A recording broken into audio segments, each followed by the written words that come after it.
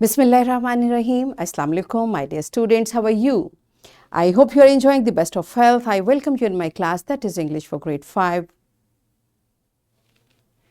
We are learning Unit 2. Its title is The Greatest Reformer.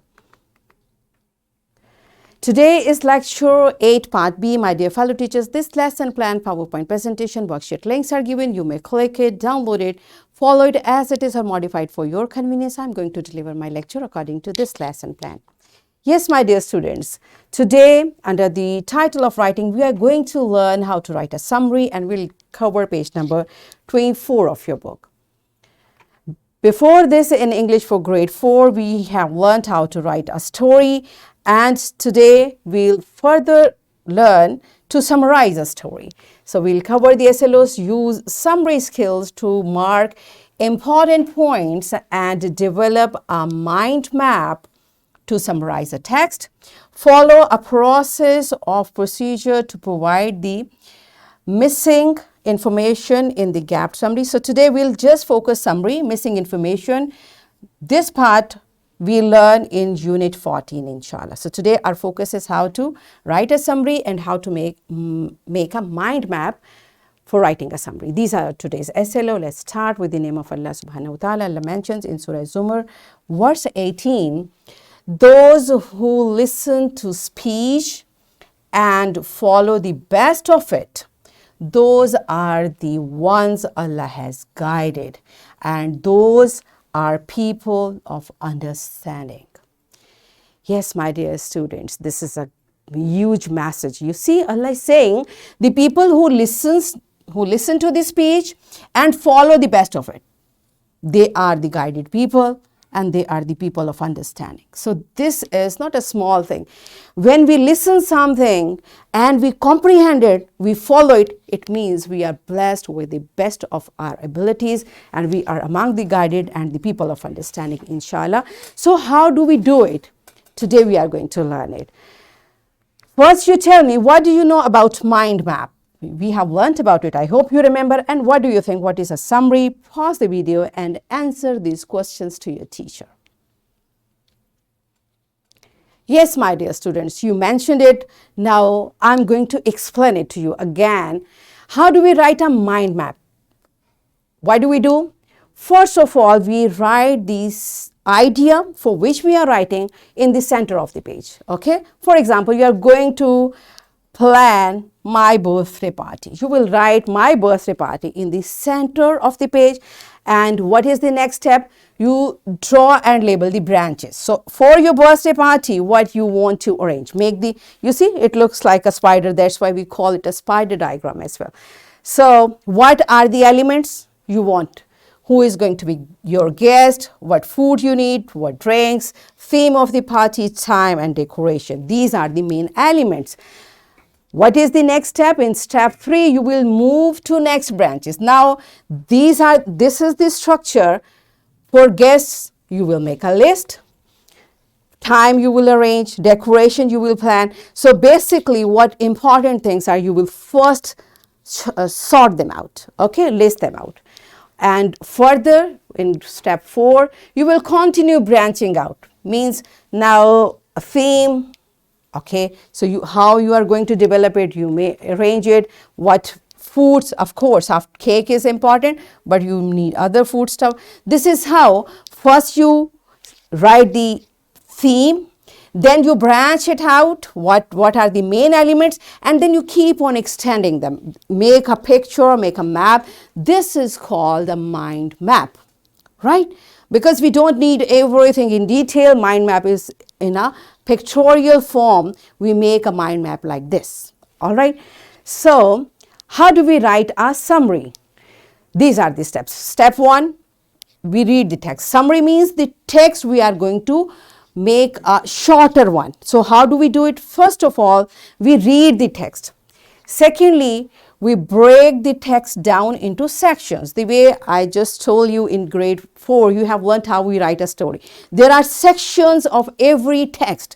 So we read it and then we break it down. Section 1, section 2, section whatever the sections are. Okay, usually we can break it in paragraphs as well.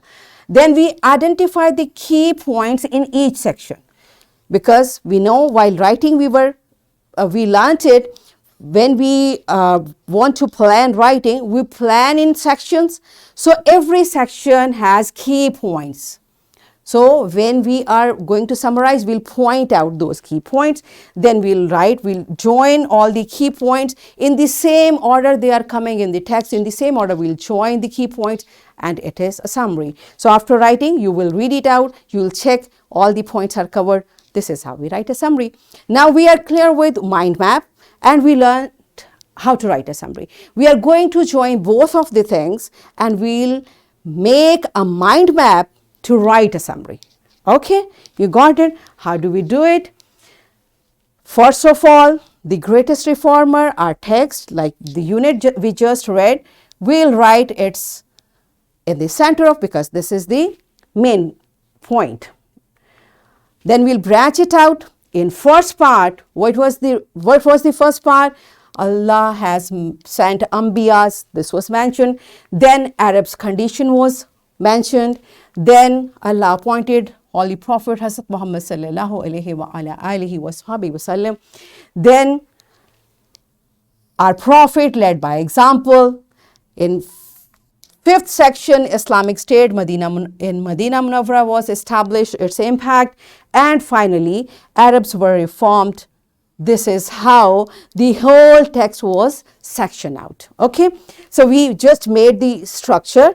Now, what is the next step? We'll further branch it out, and we'll find in first, where Ambiya was mentioned, the total number of Ambiya, the last prophet, then Arab's condition, social condition, religious condition, then our Prophet Hazrat Muhammad sallallahu alaihi wa ala alihi wa sahbihi wasallam, how he led by example, his simplicity, he was Sadiq and Ameen, all the role model qualities, and Islamic State of Medina Munawwara, and then finally the message of equality of Islam was mentioned over there, and Arabs were reformed, they were civilized, they became role model, and lastly our Prophet Hazrat Muhammad sallallahu alaihi wasallam passed away.